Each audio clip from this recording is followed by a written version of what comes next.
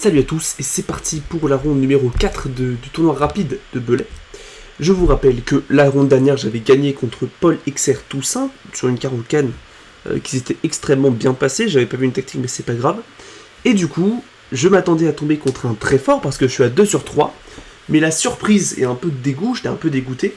Je tombe contre Hugo Lapille, C79 Hello, que je connais très bien parce qu'il est d'un club qui est voisin au mien et dans lequel je fais énormément de tournois. Je sais que c'est un jeune qui est extrêmement prometteur, qui n'a absolument pas 1700 Elo, il est plus à 1800, 1850. Mais je sais aussi qu'en Blitz, en tout cas, parce que je fais pas de tournoi Blitz dans ce fameux club, je le bats. Je sais que je le bats, pas non plus avec beaucoup de difficultés. Donc je sais que je suis probablement plus fort que lui, mais je me méfie quand même parce qu'il est quand même vachement fort et il peut surprendre. Je l'ai jamais joué en partie rapide ni en partie lente, et je sais qu'il a quand même été extrêmement fort dans un tournoi lent qu'il a fait il y a peu de temps de cela. Donc j'ai peur, un petit peu. Mais je me dis quand même que ça va aller. Donc ici, il me balance E4, c'était anticipé, je sais qu'il joue ça. Et je réponds E6, donc encore une fois, j'hésite un petit peu. Parce que surtout, en Blitz, j'ai déjà joué contre lui avec la française. Et je l'ai déjà battu avec relativement pas mal de facilité parce qu'il ne connaissait pas. Donc ici, je me dis, ok. Il s'est peut-être bien préparé contre la française, sachant que je l'ai battu sans grande difficulté dessus. Mais je me dis, bon, on verra bien, de toute façon, j'avais pas envie de jouer autre chose. J'hésitais à lui jouer à la sicilienne, mais je jouais simplement E6 parce que c'était mon choix pendant ce tournoi. Donc je balance ça. Il répond D4, je réponds D5, et si, pour l'instant, ça va extrêmement vite, il répond E5, C5, C3, cavalier C3. Donc je tape le socle en D4, cavalier F3, de défendre, dame B6, je l'attaque. Et ici, il me surprend un petit peu, il me répond A3. C'est le coup principal, mais comme je l'ai dit, je pensais pas qu'il allait connaître la française, mais du coup il me surprend, et il joue ça. Je suis un peu choqué, mais je me dis, bon, bah bravo à lui, il connaît. Donc du coup ici je balance cavalier H6, donc la variante El Poutian, c'est l'une des variantes principales avec C4. Les deux sont jouables, avec des enjeux drastiquement différents. Le but de cavalier H6, c'est de venir développer le cavalier vers la case F5, pour taper encore un peu plus sur le pion D4. Il ne peut pas récupérer parce que du coup ici le pion B2 serait en l'air. Donc il joue B4 pour venir taper un peu mon pion C5. Et peut-être maintenant menacer fou prend H6. Ici j'ai un petit peu peur après C prend D4 parce que ici il y a une ligne qui est extrêmement critique, qui est fou prend H6, mais qui est critique de fou furieux. Mais ça mène à des positions qui sont aussi critiques pour les blancs, donc je pensais pas qu'ils connaissaient. Et il joue C prend D4, donc je suis un peu soulagé. Cavalier F5 attaque le pion, fou B2 défend. Fou D7, ici c'est le coup théorique. Ici G6, enfin G4 est jouable, ainsi que fou E2, c'est les deux grands coups théoriques. Il joue fou E2, joue fou E7, petit roc, et ici c'est la fin de ma théorie. Ici je m'attendais, j'ai encore de la théorie sur dame D3, fou D3, cavalier C3 et des trucs comme ça. Mais du coup ici, il me surprend, et il joue un coup que je ne connaissais pas, il joue dame D2. Un coup qui me semblait quand même relativement douteux, parce que je voyais pas vraiment l'intérêt, la dame ne fait pas grand chose ici. En général tu joues plutôt dame D3 en réalité, pour venir libérer la voie du cavalier, ou alors fou D3 pour venir libérer la pression sur ce pion en venant taper ici le cavalier. Le pion n'est pas en prise, c'est compliqué, mais en gros à la base il y a des découvertes, donc le pion est en réalité défendu. Je vais pas rentrer dans les détails, mais en gros c'est défendu. Donc il joue dame D2, je suis un peu surpris, je m'attendais pas à ça. Je vois pas le problème avec après F6, du coup c'est le coup théorique juste après, je veux jouer F6 pour taper la structure et ouvrir une voie pour mon fou D7 qui est un peu mauvais, qui est coincé derrière ses pions. Donc du coup ici, voilà, je joue F6, je m'attends à avoir sa réponse, je suis un peu intrigué. Je m'attendais à G4 ici honnêtement, parce que du coup maintenant que mon fou ne défend plus, il peut jouer G4 et j'ai pas cavalier H4, mais il me joue tour D1. Je me rends compte qu'il veut défendre et peut-être libérer, peut-être créer une pression sur ce pion, je n'en sais rien. Mais je ne vois pas vraiment l'intérêt. Je joue F prend E5, il joue D prend E5, donc le coup logique. Et j'ai juste l'impression d'être juste beaucoup mieux ici parce que j'ai le centre. Mon fou va pouvoir rapidement venir en jeu via la case E8 pour venir vers G5, G6 ou H5. Et j'ai pas l'impression qu'il ait vraiment grand chose ici. J'ai juste l'impression d'avoir réussi mon pari, que ma position est très bien, et j'ai raison, et si l'ordinateur dit que je suis mieux, je joue fou 8, un des meilleurs coups de l'ordinateur, du coup pour revenir me diriger vers la case G6 ou H5 pour donner de l'activité à mon fou qui est considéré à mes pions. Il joue cavalier C3, Ici, je joue fou H5. Ici, cavalier H4 était apparemment mieux. Ce qui est logique, hein, finalement, pour me débarrasser de ce cavalier qui risque d'être fort. Mais je joue fou H5. Il joue cavalier A4 pour attaquer ma dame. Dame D8. Je viens replacer ma dame en sécurité. Il vient en C5. Je prends en C5. Pion. Et là, j'ai l'impression juste qu'il a pas une très bonne structure de pion. Donc je me dis, ok, il s'est créé des faiblesses. Moi, je suis content. Je joue dame C7. Mon madame attaque ce pion. Donc je menace probablement fou prend cavalier, celui de dame prend pion. Et j'ai l'impression d'être juste bien. Il joue cavalier G5. Un coup intéressant pour libérer une attaque sur mon fou. Je joue du coup fou prend E2. J'ai pas l'impression d'avoir le choix. De toute façon, je suis content d'échanger mon fou français qui est de base très mauvais contre le fou de Hugo. Il prend de la dame. Du coup, maintenant son pion est défendu. Et je joue dame E7. Donc je viens taper le pion C5, mais aussi le cavalier qui va devoir rebouger. Il joue dame D2. Donc pour garder la défense du cavalier, donc je ne peux pas récupérer le pion, hein, parce que ici il y aurait cavalier prend pion avec une fourchette, donc c'est pas vraiment profitable. Je joue H6, du coup je viens déconnecter le cavalier pour essayer de prendre le pion C. Il joue cavalier H3, je prends le pion, et juste un pion de plus ici. J'ai un pion de plus, j'ai l'impression que je vais gagner sans grande difficulté. Il revient en F4 pour taper mon pion, je défends avec ma tour, et juste mieux. Il joue A4, je me dis ok, hein, de toute façon je joue A6, et là je me rends compte de mon erreur. Il balance fou A3, et je suis comme ça. Je suis vraiment... J'ai la honte. À l'intérieur, évidemment, je ne le retranscris pas. Un petit peu quand même, je crois que j'ai quand même un peu réagi, hein, parce que c'est mon pote un petit peu. On se connaît bien, donc évidemment... bon, il est pas dupe, hein, il sait que j'ai café. Mais du coup, je suis vraiment dégoûté, je me dis, mais... Waouh, je suis pas du tout dans le bain, là. Je viens de perdre une qualité sans aucune raison. Je suis complètement débile. Je me dis, ok, bon... J'ai gaffé, soit. J'ai gaffé, c'est pas grave, ça arrive. De toute façon, je suis pas dedans aujourd'hui, ça arrive. Je vais essayer de continuer de la jouer, parce que c'est qu'une qualité. Mes pions sont quand même de très grande qualité. Hein. J'ai l'impression quand même que je peux la tenir peut-être. Donc je joue A6. Je joue dame A7. Bon. Voilà, hein, j'essaie de tenir. Il joue fou prend tour. Hein. Ici, attention, je ne prends pas de la tour, parce que sinon je perdrais E6.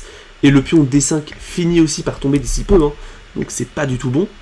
Donc je prends du roi, je suis un peu forcé. Ici, il joue dame E2. Ok. Je joue dame B8, donc j'essaie de taper un peu le pion. Ici, je m'attendais à ce qu'il me joue dame H5 pour essayer de venir taper hein, sur la pièce. Hein. Parce que du coup, s'il joue dame H5, je ne peux pas prendre le pion. Hein. Ici, il y aurait cavalier G5 et cavalier G6 avec une fourchette royale. Donc c'est pas rentable. Il joue tout bien. Donc pour clouer hein, le pion. Je joue roi G8. Donc pour empêcher dame G5, parce que maintenant il y aurait simplement dame prend pion et il n'y a plus de fourchette royale. Il joue cavalier G6, donc il vient infiltrer son cavalier dans mon camp en venant défendre le pion. Et il joue dame C7. Mon but étant de peut-être contrôler la case de fourchette et défendre le pion. Ici, il joue tour DC1, remet en place le vis-à-vis, joue dame F7 pour le déclouer et taper le cavalier. Il revient en F4, et là je me dis attends, je suis mieux là.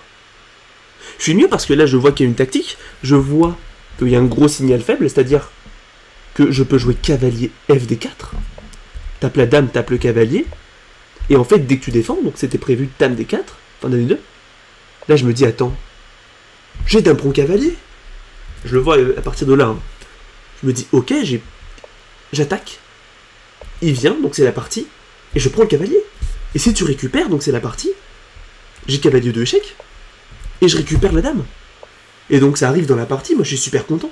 Quand je prends ici, quand je prends le cavalier, hein, donc là, quand je prends le cavalier, je l'éclate sur la table pour lui dire « Tiens, tu l'as pas vu celui-là ?» C'est juste un petit bluff que j'aime bien faire. Hein. Je vais pas non plus très fort, parce que j'aime pas non plus péter les pendules, hein, c'est pas mon kiff-temps, enfin c'est pas mon passe-temps favori. Donc du coup, je joue ça en y attend un peu fort, en le regardant droit dans les yeux, en mode « Frérot, est-ce que t'as vu ça ?» je tape sur la pendule, il prend, je fais échec, t'attaques. Et là, bizarrement, je me dis, mais c'est bon, je vais gagner en fait. Vraiment, j'étais déjà en mode, oh, la partie nulle. Et en fait, je me dis, purée, ok, maintenant je suis gagnant parce que j'ai une pièce de plus. Là, mes pions, ils sont incroyables. Je me rends compte qu'il a tour prend B7, d'accord, je m'en fous, j'ai cavalier prend E5. Et là, il joue tour C7. Et je me rends compte que finalement, c'est pas si clair. Ici, apparemment, l'ordinateur préférait cavalier A5 pour du coup gagner un tempo sur la tour et simplement revenir en C4. Donc en effet, j'aurais dû jouer ça, mais je ne l'ai pas vu hein, parce que je jouais très rapidement. Parce que j'étais très content, Cavalier prend E5, donc pour moi j'ai l'impression de juste gagner un pion, mais tour CC7, et il gagne quand même vachement d'activité, et je me dis, purée, mais c'est fou. J'ai tellement l'impression de gagnant, mais en fait, c'est nul. Parce que là, je suis obligé de défendre, hein. Sinon je perds le pion, et après je perds la partie. Cavalier H5, et là il va jouer probablement H3, suivi de G4. Et j'ai pas l'impression d'avoir de défense. Et là, il me balance une petite surprise, mais qui est quand même extrêmement bien trouvée. F4. Bien joué.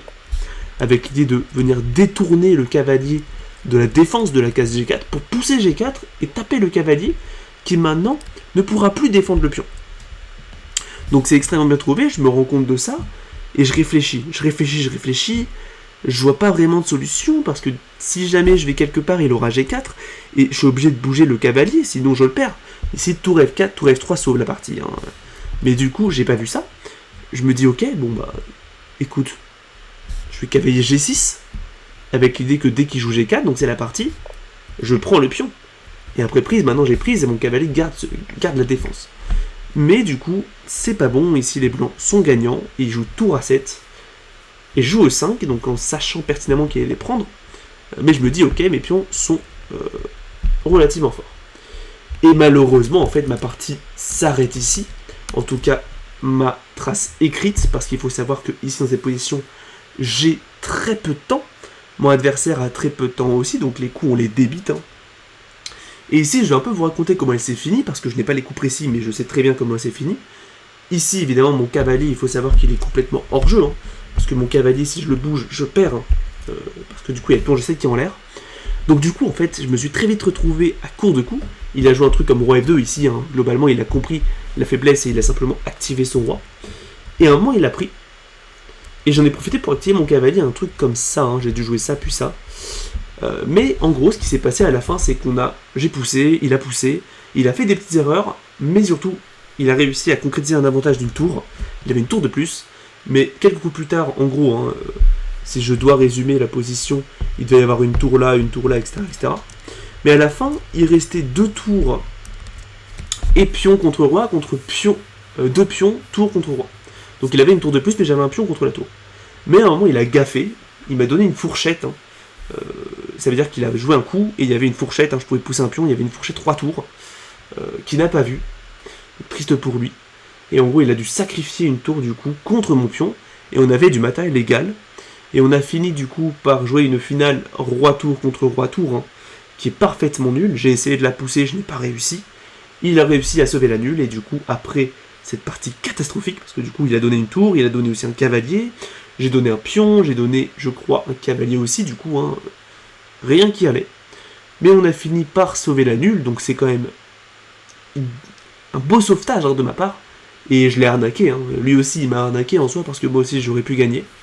Mais du coup, c'est une partie nulle contre Hugo Lapille, qui joue vraiment extrêmement bien pour un 1600, même si la partie ici n'était pas très qualitative. Hein. On se l'est dit après, la partie elle était nulle. Vraiment mauvaise, hein, c'est ce que je veux dire. Mais du coup, je suis actuellement à 2,5 sur 4.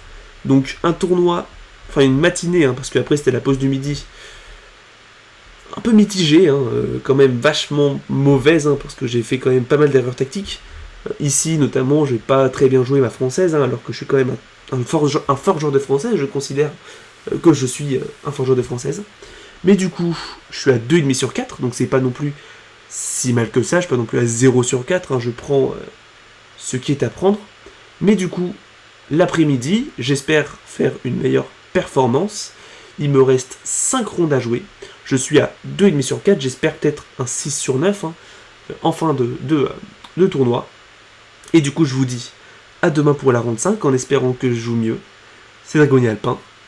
Tchuss.